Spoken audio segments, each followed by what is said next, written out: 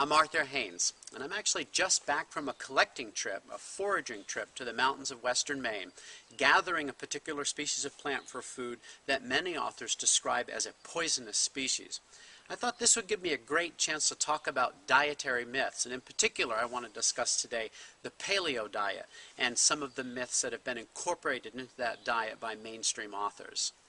This particular species that I was gathering in western Maine is called eastern black nightshade, and it belongs to a group of species that occur over the United States that are often referred to as the Solanum nigrum complex. And as you can guess from its common name, this species belongs to the nightshade family, which includes things like tomatoes and potatoes. Now, some paleo diet authors write that you are not supposed to consume members of the nightshade family because they were not eaten by indigenous people. This turns out to be false, and there are many examples of nightshades that were consumed by indigenous from right here on the North American continent. A great example is the plant that I went to gather. This group of species were eaten by several groups, including the Cherokee, who ate the leaves as a pot herb, which are supposed to be poisonous, but in fact aren't. And on the west coast, we have groups like the Mendocino and the Tabatalabal who consume the berries as food. What indigenous didn't consume is the modern cultivated tomato, because of course this was not widely cultivated around the world until the Europeans brought it back to their continent in the 1500s. Some paleo diet authors write that you are not supposed to consume salt because salt was not consumed by the indigenous people. It turns out that many Native American groups, in fact, did utilize salt, and this is not just limited to coastal people who had access to salt water. This particular salt, for example, is collected from an interior region spring, a brine spring, where the water is saturated with various minerals, including sodium chloride, which gives rise to this wonderful salt that you see here that we use in cooking. Around the United States, indigenous had many different ways of gathering salt from the landscape, and that included deposits of salt, as in rock salt, gathering from brine springs and using specialized salt pans to help evaporate the water to collect the salt. They also gathered from salt-impregnated sand and had a nice system of separating the salt from the sand using water and heat. And they also knew how to burn plants to get salty ashes that they could also use to season their food. In fact, if you look at the oral tradition of natives that are indigenous to my part of the world, the Maliseet, they have a story of one of their fit individuals who would travel downriver, great distance, and through neighboring tribes' territory to reach the ocean. And in that story, they describe a couple of different ways that they gathered salt from the ocean.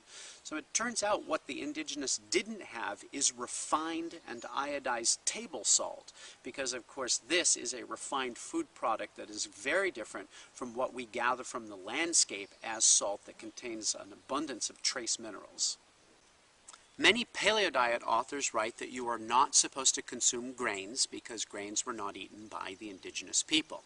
Remember that a grain is the fruit of a grass. It turns out that grains were consumed, sometimes only as a small part of the diet, other times as a very important staple through the year by many indigenous groups. An obvious example of this are the species of zizania, or wild rice, which were eaten not just by the indigenous in the Great Lakes area, but were eaten by many other people, including probably natives of the Kennebec River drainage here in Maine, based on their presence of a word for this species. Now, if we look around at various other species, we can see that grains were a part of the indigenous diet. For example, there are multiple species of panicum, or panic grass, that were eaten by western natives, including the Apache and the Hopi. And there's another species which had prominence in the diet, and that was Lamus condensatus, which is called giant lime grass, which was eaten by the Klamath, the Montana Indian, and the Paiute. Now again, what it turns out is the difference is that indigenous people did not eat genetically modified grains. They didn't eat wheat in this part of the world. And wheat is a poor choice as a staple for one reason: it contains 27 potential allergens, which is why some people have such a hard time on this particular fruit when they're eating it in the abundance that we do here in the United States. Another really important thing to consider is the fatty acid profile, especially the essential fatty acid profile. Wheat has an omega-6 to omega-3 ratio of approximately 15 to 1, whereas that same ratio in wild rice is about 1.3 to 1. Now, that high preponderance of omega-6 fatty acids in grains, remember, promotes inflammation and suppresses the immune system. So it turns out that indigenous did eat grain, they just didn't choose allergenic species. Another paleo diet myth centers on animal fat. And when people examine cuts of meat from wild animals, they notice them to be very lean, and they say that indigenous people ate lean meat. Well, that's true, but it's true because of the fact that fat is partitioned differently in a wild animal. Anyone who has ever butchered a deer, a caribou, or a moose, or some other large animal will understand that fat in wild animals is not usually marbled in the muscle like domesticated animals that are fed a high-grain diet. Rather, the fat encases the muscle and is just positioned in a different part of the animal's body.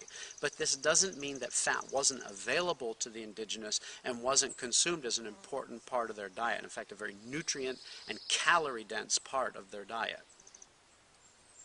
Now, another item that paleo diet authors often write about is that you are not supposed to consume any sweeteners because they were not eaten by indigenous people. We don't have to go to any other part of the world to identify the falsehood of this statement, because we happen to be living in an area that is full of maples where sweetened sap was collected by the indigenous, and through a series of different methods depending on the group, and these included things like birch bark buckets as well as hollowed out logs where heated rocks could be placed in the sap. They had various methods of reducing this down to create what you see here, which is maple sugar. Now, again, the difference is it's not that the indigenous didn't collect, process, and consume sweeteners. It's that they didn't consume highly refined sweeteners that have lost all of their nutrition. Using maple sugar and maple syrup as examples, we're talking about a sweetener that contains vitamins, minerals, and antioxidants. Now, you may say, well, they just didn't consume very much of it, and though that may be true over the course of the season, there are plenty of stories from the ethnobotanical records of men going to the sugar camps, and these were natives of the Great Lakes region, who consumed very little other than the maple syrup that they were producing as a source of sustenance while they were working on gathering sap and reducing it down to maple sugar, which was a really important trade good for them, as well as a way of storing that wonderful sweetness and that nutrition that we get from the maple trees. And we see maples being used around the country. Anywhere they were large enough to tap, we see indigenous having tapped them to create a sweetener. And legumes provide yet another example of things that some paleo diet authors write you should not consume because they were not consumed by indigenous people, when in fact they were. And there are lots of examples we could bring up. Remember that the legume is the fruit of members of the pea or bean family. And there are, as I said, several species that we can call to, like the beach pea, the black vetch, as well as the timber milk vetch, are species that were eaten by indigenous people on this continent. So what am I trying to accomplish with today's video? Well, I'm not trying to dictate what you eat. What you consume, what you feed your children, or give to the guests that visit your home is your business and your business alone. I'm also not trying to trash the paleo diet or speak poorly about any of the authors of the paleo diet. In fact, any diet that recommends leaving behind highly processed foods filled with synthetic ingredients and return to a food that's rich in whole plants and animals that have been raised in a conscientious manner will generate health in a way that the standard American diet never can. What I am trying to accomplish today is to let you know that many diets and dietary paradigms can be based on incorrect information. Sometimes this information makes a big difference in the diet and your health, and other times there are relatively minor tweaks that can be done.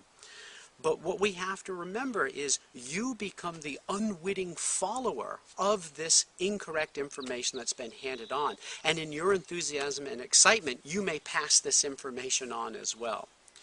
I would definitely recommend that any paleo diet author you follow, that they actually consume wild food.